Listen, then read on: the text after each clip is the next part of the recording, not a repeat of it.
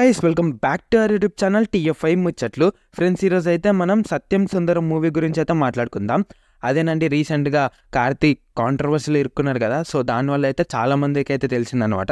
A good or bad ఒక controversy అనేది మూవీకి అయితే హైలైట్ చేస్తుంది. సో ఈ మూవీ ఎలా ఉందో ఇన్ డీటెయిల్గా అయితే మాట్లాడుకుందాం.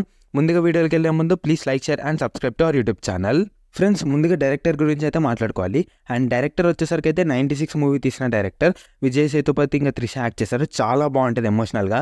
దీన్ని తెలుగులో కూడా డబ్ చేశారు, అంటే రీక్రియేట్ చేశారు. ఆ మూవీ వచ్చేసరికి అయితే జాను, సమంత ఇంకా శర్వానంద్ అయితే యాక్ట్ చేశారు. సో ఈ మూవీ కూడా చాలా ఎమోషనల్గా అయితే ఉంటాయి. రెండు సేమ్ స్టోరీస్, కానీ క్యారెక్టర్స్ మార్చి మన తెలుగు నెగిటివిటీ కొంచెం చేంజెస్ చేసి అయితే రిలీజ్ చేశారు. కానీ బాగుంటుంది సినిమా.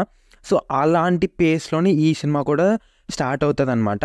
అంటే ఇది రెగ్యులర్ కమర్షియల్ మూవీస్ లాగా కాదు. ఒక 3 పాటలు, 2 యాక్షన్ ఫైట్లు అలా ఉండదు ఈ సినిమా. ఒక లైఫ్ని ఎలా టచ్ చేస్తుంది హార్ట్కి, అంత నీట్గా స్మూత్గా ఉంటుంది అనమాట.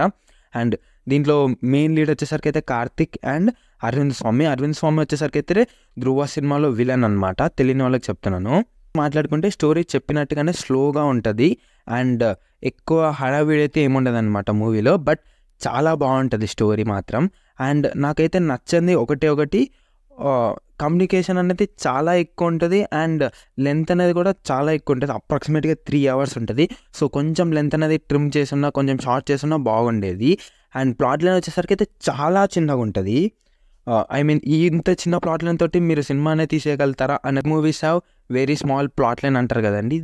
ఈ సినిమా అయితే బెస్ట్ ఎగ్జాంపుల్ అని చెప్పొచ్చు. అండ్ ప్లాట్ లైన్ చెప్పేస్తే మూవీ తెలిసిపోతుంది. కానీ ఏముండదు. అరవింద్ స్వామి ఎలా కలిశారు అనేది ఉంటుంది.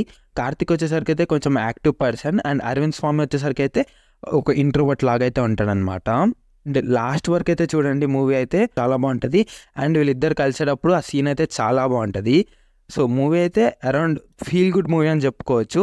సో ఈ మూవీ అందరికీ నచ్చకపోవచ్చు. లైక్ 96 మూవీ కూడా చాలామందికి నచ్చలేదు, ఎందుకంటే స్లోగా వెళ్తుంది. బట్ దాంట్లో ఉన్న మీనింగ్ కావచ్చు, డీప్గా వెళ్తుంది కాబట్టి సో కొంతమందికే నచ్చుతుంది. ఆ కొంతమందిలో నాకు చాలా బాగా నచ్చింది.